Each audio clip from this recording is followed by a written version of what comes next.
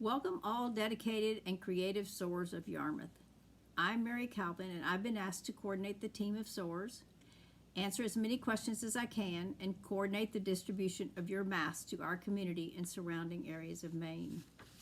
I have delivered some fantastic masks. There are lots of patterns online and suggestions, hundreds of suggestions.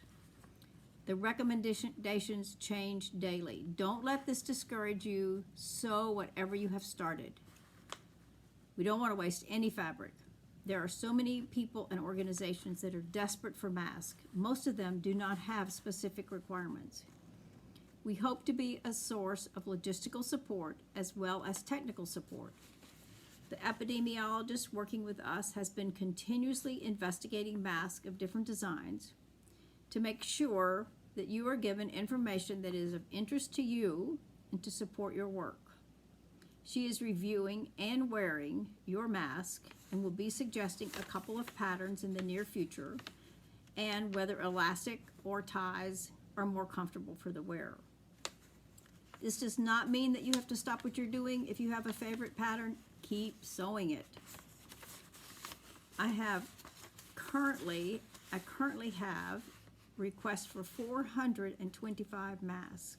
We haven't even scratched the surface. I delivered 25 masks to Coastal Manor in Yarmouth yesterday, and the director was so overjoyed that I had tears in my eyes.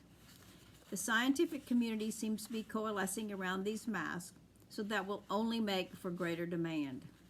Some of you will sew 2 masks a day, and some will sew 20. Some of you are seamstresses, and some of you sew. I just sew. All the masks are good.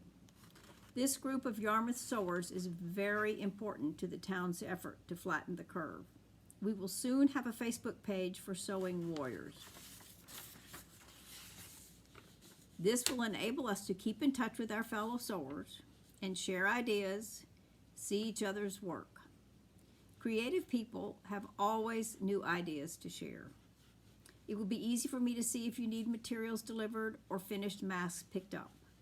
The town currently has 90 yards of fabric and material for ties that is available to you.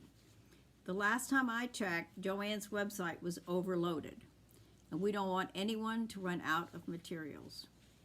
Take care of yourselves. Don't push too hard. We are in this for the long haul. I can't tell you how grateful people are to receive your mask. Happy sewing. I'll be in touch.